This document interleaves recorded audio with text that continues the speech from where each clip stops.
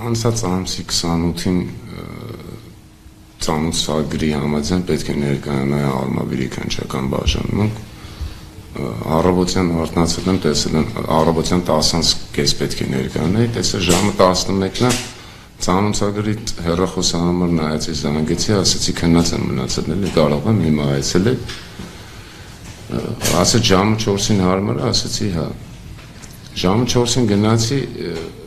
հերթապահ ոստիկանը, որով պետք է թույլ տա ներս մտնել, զանգեց ասեց, որ քեզ չեն ընդունում, գնա։ Ես անմիջապես զանգեցի մարդու իրավունքները, ասեցի, քանի որ նախկինում էլ 2021 թվականի միջադեպ եղել, որ տարեցեցել են դրա շուրջ քրեական գործ կառուցված, ցանկացել եմ խուսափել ոստիկանության հետ,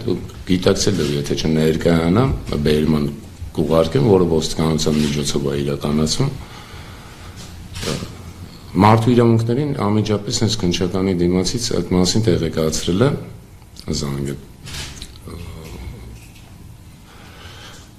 Դրանից հետո գնացել եմ տուն եւ առավոտյան ժամը մոտ 10:30-ի սահմանը կինս գնաց զեն տվեց, հեռախոս տվեց, ասաց ոստիկանությունից են իջեն ուզում։ Խոսացի, վերկեցա, դուրը բացեցի, ներս հրավիրեցի, նույնիսկ կնոջս ասացի սուրճը ուրասիրեց։ Այդ ընթացքում ոստիկաններից մեկը անընդհատ դուրս էր գալիս, հեռախոսով խոսում, նորից գալիս ու կոֆեն ես խմեցի, վերջացա, մոտեցա դռանը, ասեցի դե խմեք, դուրս գանք։ Այդ ընթացքում դուրը արդեն կողպված չէր, ուղղակի ծածկացել։ Մի խումբ ոստիկաններ ներս են մտել ու ինձ ուշքի հրարել պարկասնելով գետնին, որպեսզի կանդալեն անեն, ես տեսա ձայնագրության մեր չերևում ասում եմ, ինչի համար եք ուզեմ կանդալեք, երբ որ ես գալիս եմ։ Եվ այդ ժամանակ եմ բռնության ենթարկում, հետո ձեռքերս կանդալած տանում են ոստիկանության բաժանմունք, համանքային ոստիկանության բաժինը, ոտքերս էլ են կանդալում, սկոչով, լայն սկոչով բերանս կապում և քացիներով բանով սկսում են հարվածել, կան որ այդ ընթացքում ոնց որ ցած պսկվելու վայրանդ կիսահետ տայի, բանը չէի կերել։ Պաշտոնավորներից մեկը նկատում է, որ խեղդվում եմ, քթիս միջնապատն է ջարդված է, չէի կարող լիարժեք քթվը շնչել։ Հրահանգում է, որպեսզի չհարվածեն, ասել եմ մեռը մնաց վրեկներս չխփեք ու սկոչը քանդում են, գցում են սեղանի տակ գտնվող աղբամանի մեջ, գուլոլում գցում է, որը աղբամանը դատարկ էր։ Հետո մինչև մոտ ժամը 4-5 երեկոյան պահել են, տարել են քննչական բաժին, կնոջս եմ ոստիկանության դիմաց ասել, որ ասա թող մարդու իրավունքների զանգի, թող իրանք սկորի ուղարկեմ, որպեսզի սկորին կանչը գրանցվի, որը չի եկել, տարել են քննչական բաժին, քննիչի մոտ բերմանի արձանագրության մեջ գրառում եմ կատարել, քանի որ դեմքս տեսանելի էր քննիչի համար, գլուխս ամբողջությամբ։ Քննիչը տեսախցիկը այդ դրդապատճառով չի միացրել, իր կոլեգյան խորհուրդ տվեց, որ պետք է միացնի,